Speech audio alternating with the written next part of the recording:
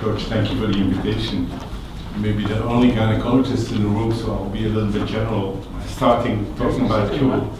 We are two? Okay. Good to see you. So reproductive surgery for female infertility, we use surgery as a primary tool for chromolar laparoscopy, hysteroscopy, adhesiolysis, tubal occlusion, endometriosis. Okay, that's the classic stuff. We also use surgery to enhance the outcome of assisted reproductive technologies like myomectomy. We also remove tubes, salpingectomy with hydrosalpings to have a better outcome in IVF. And we also use surgery for fertility preservation like ovarian transposition and cryopreservation in oncology patients. Robotics and nexal surgery started early. We started in 1999 with tubal reanastomosis already. And after that, well, some studies, interesting or not, on nexal and urethral benign pathology have been published. They all show that probably the robot is a good tool, but they don't tell you that you should necessarily use a robot to do nexal surgery for fertility reasons. The fact is that robot is certainly better than classic laparoscopy in these type of indications when the BMI of the patient is too high. And some pediatrics applications have been published, but it's already confidential, I would say. Now, why would we do tubal surgery instead of IVF? Well, there are a lot of variables. Age of the patient, ovarian reserve, prior fertility of the patient, of course, the extent of the tubal disease, other infertility factors, and never forget the male, because we had this long urology session now, semen analysis is important. So, pro-IVF is good per cycle success, less invasive, but pro-surgery is, it's only a one-time procedure, and we know that IVF, you can do it again and again and again, but always leaving 2 or 3 months between the first attempt and the second attempt, and so on and so on. And surgery actually becomes more and more minimal invasive. So yeah, the two options exist. If you look at the results of tubal surgery versus IVF, you see that in this classic publication of Michel Canis, he has 33% of intrauterine pregnancies after 1 year, but nearly 7% ectopic pregnancies. You see that in the publication of Yoon of tubal reanastomosis after tubal sterilization, he reaches nearly 80% of pregnancy rate and with a rather low extrauterine pregnancy rate. And if you compare this with the figures of IVF, well, you see that in IVF you can expect something like 30-35% pregnancies per cycle, but still with 1.8 to 2% ectopic pregnancy. So ectopic pregnancy is always a problem, whatever the surgical of assisted procreation technique may be. Now, is tubal reanastomosis, is this reversible? Well, this is the first publication dated in 1982 by Hulka. And Hulka is the guy who invented the Hulka clip for tubal sterilization, and of course in '82 he wanted to prove that his clip was very good and it was reversible. So he had 87% pregnancy rate on 85 attempts, which was rather nice. So he was one of the first guys to use microsurgery. Another microsurgeon in the gynecologic world is Victor Gomel from Canada. And more than 20 years later, what does he say? What should we do? What is the option? Reversal of tubal sterilization versus IVF. Well, of course, he believes, and that's what I believe too, you should restore tubal function. As long as what? As long as normal fertility factors are present, as long as you have sufficient tubal length, because some patients have had a tubal ligation after a C-section, and there's really no tube left after the surgery. And of course, if you have a fertile male partner. If one of these things is not there, you don't waste your time on surgery, you replace and you go for IVF. But for most of the cases, microsurgical reversal is frontline therapy. If you look now at laparoscopic tubal reanastomosis, which is a step before robotic tubal reanastomosis, the first area of high rich, 51 pregnancy rate and 60.7 ectopic pregnancies. That's dramatic. Charles go much better, 71 pregnancy rate, 71%, 7.4 ectopic, still very high. And if you look at the one-stitch technique that seemed to be promising by Jean-Bernard Dubuisson, 51 pregnancy rate is not so much, but it's easy to perform. But he had a very huge ectopic pregnancy rate. And another theory by IUB, not better in pregnancy rate, 65%, and 23% ectopic. So definitely laparoscopic tubal reanastomosis is something that can be done, but certainly not with the one-stitch technique. And be careful, because experience of the surgeon is more important than the technique as such. If you look at robotic tubal reanastomosis versus mini laparotomy, because there are not many double-blind studies on this topic, one of these is the publication of Rogers, but Rogers was still in his learning phase when he published this. You see that the number of patients conceiving after surgery is 61% with the robot, 79% by laparotomy, so it's comparable. But ectopic pregnancy rate, 11% here, 13% there, very, very high. Still they have a problem with their surgery. Now if you look at our population, we started in '99 with the first application of the robot in gynecology, and we operated on 160 patients till June 2007. Of these 160 patients, 97 were eligible for analysis. Age, chastity, parity was according to what happens in Europe. People have sterilization rather late, and of course then rather late, 37, they asked for a reversal of a refertilization. And so the time between ligation and repermeabilization was around 7 years. Now, can we show? Yes, we can.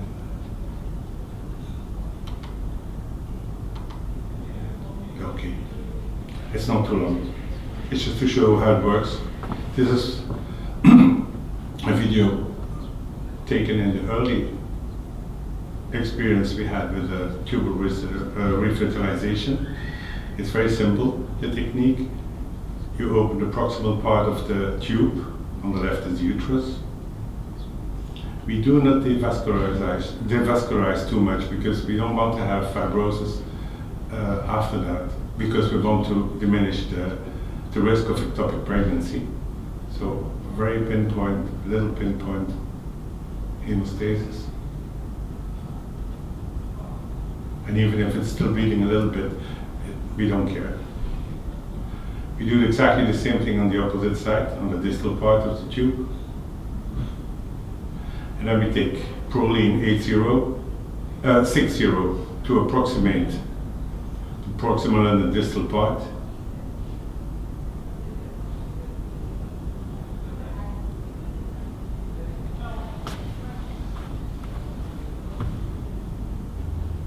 You see, because sometimes the distance, according to the technique of tubal sterilization, the distal part is rather far from the proximal part. And there is no reason to put some tension on the real reanastomosis, so we put things together with 60. Okay, now it's more like a kissing disease. Okay, now we start with the reanastomosis. We try not to go through the mucosa. We only stay in the muscle with proline 80, and we usually put 3 stitches, one at 6, one at 2, and one at 10 o'clock.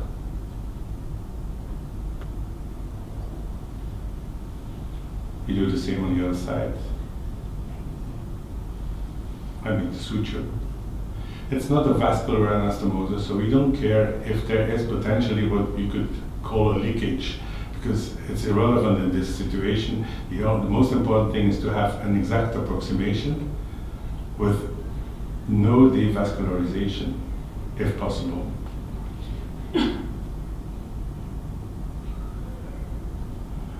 And when we finish, this is the second stitch, and we put the third stitch at 10 o'clock. And then we take the 70, okay, this is the end of the anastomosis as such, and then we finish by putting back the serosa together in order to avoid adhesions, because adhesions are always a problem when you talk about fertility. And for that we use proline 70.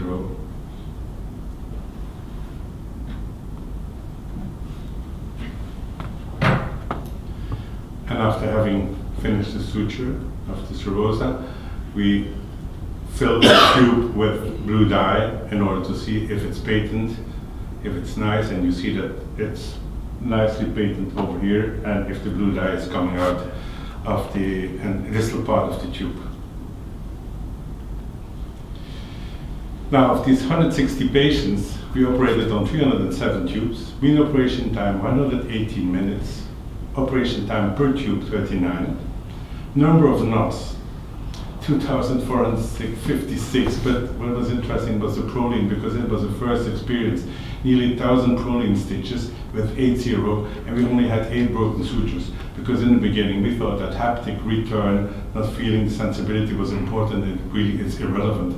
It has no importance at all when you use thread of 8, 9 or 10-0. Cumulative pregnancy rate, well, what was surprising and was nice to see is that after 3 months, we only of these 97 patients, we already had 38 pregnancies, which, if we look at the total number of pregnancies that we will have for the complete series, was already 0.56. And that after 1 year, well, 0.9 of our patients are pregnant already.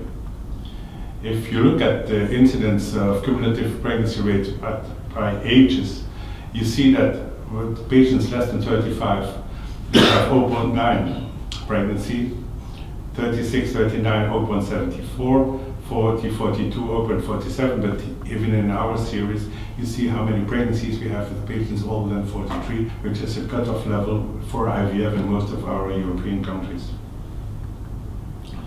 If you look at the conception according to a lot of variables, totally non-interesting. The only variable which was something that we could, of course, know before we did the calculation was the number of years between this tubal sterilization and the moment of the reversal, because of course the patient gets older and of course the fertility is lower the older she gets. Good pregnancy rates at 2 years. Well, you see that after 2 years in this group of less than 35, 91% of our patients were pregnant, 75, 50, but still over 43, we had 33% pregnancies, which is a very high percentage on a total of 71%. And if you look at the cumulative pregnancy rate, what you see is whatever the age group may be, there, you see that everything is set after the first year. If you're not pregnant within the first year, you better, if you really want to have a baby, you better go to IVF, because nothing will happen anymore in your, nearly nothing will happen anymore in your age group. If you look at the delivery rates, because it's not important to be pregnant, but it's important to have your baby, because that was the purpose. 87%, 65%, just between 40 and 42, 43%, and surprisingly, which is according to what you saw, more than 30% pregnancies of over 43, but when you look at spontaneous miscarriage and genetic abnormalities, of course, as expected, we only have 8.3% of our patients over 43 who will deliver a healthy baby.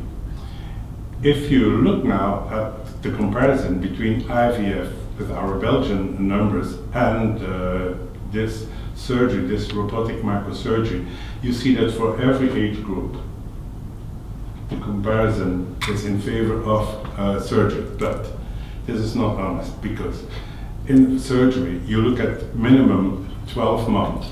In IVF, you look at the success rate per cycle. So that's first bias. Second bias, if you look at the general population who goes for IVF, these are patients with the fertility problems.